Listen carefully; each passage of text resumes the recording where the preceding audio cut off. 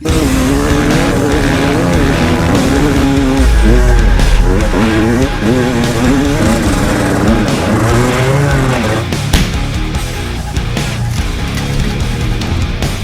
welcome back.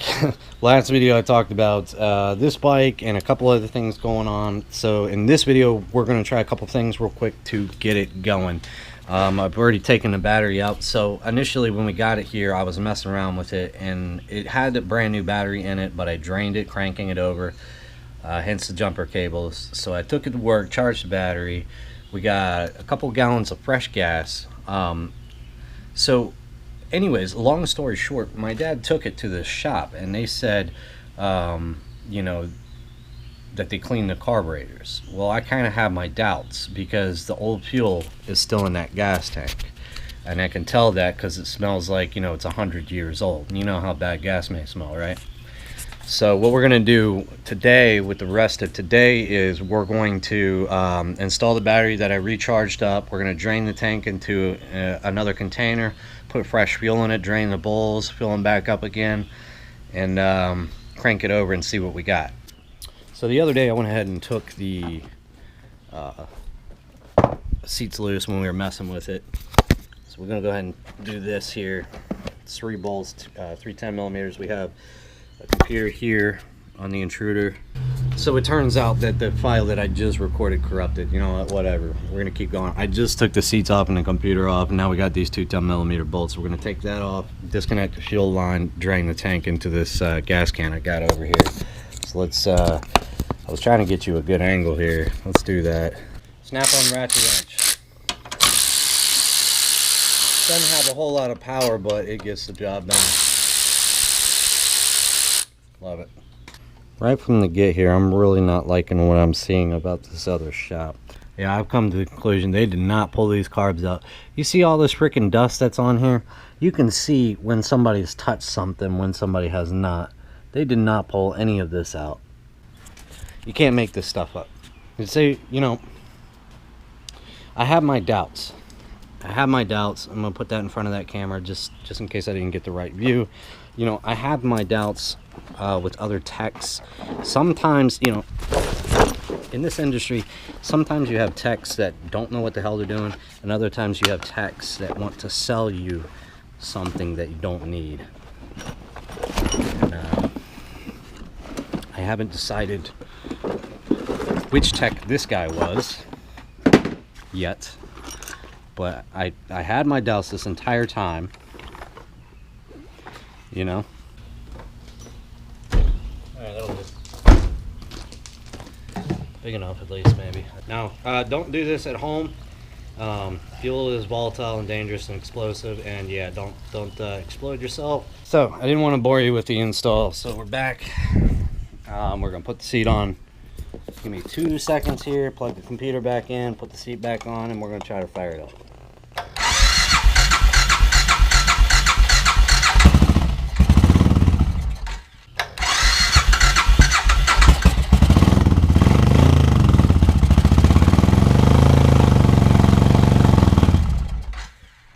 So I still think we have a fuel delivery issue. Let me check and see if we actually have fuel going down there.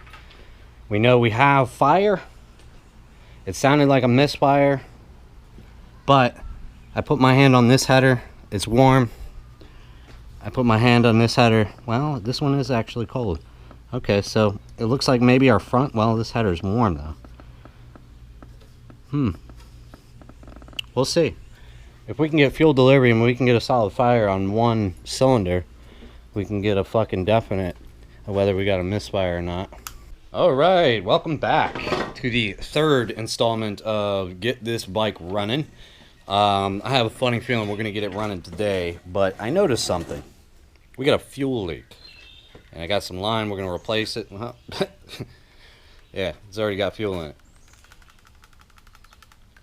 So anyways, we got some line. We're going to replace this line over here so we can not blow ourselves up. And tell you the truth, with that day I recorded both the first 2 videos, I actually figured out what was wrong with it. And I'm gonna explain everything. I'm gonna basically recreate the condition, and then I'll show you the solution. But for now, we got fuel leaking. We got to replace the fuel lines real quick. So let's do that.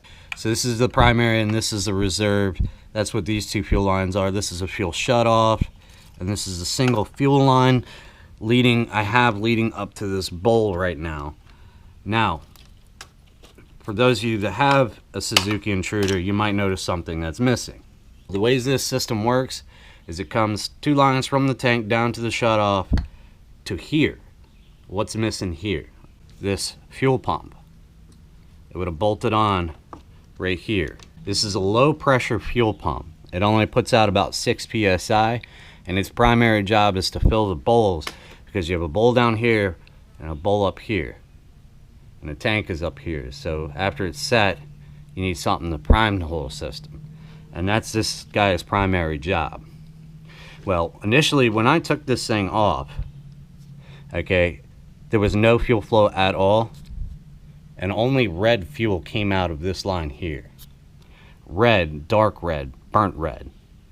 And what that signifies is it has rust. You get the discoloration from rust. So inside of this fuel pump has rusted.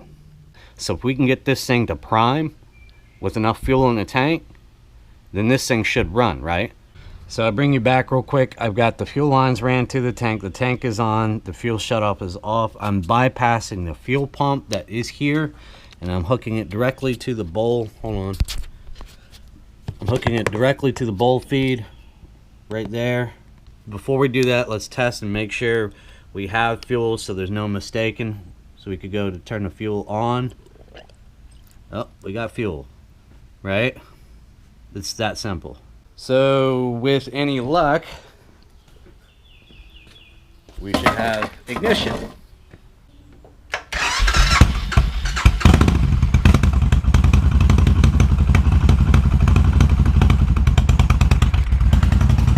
And there we go. It runs.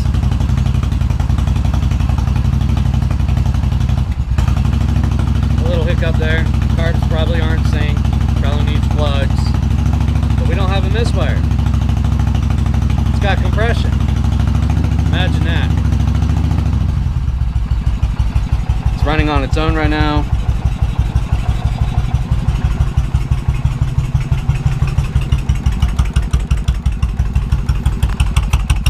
Fire there. Fire there.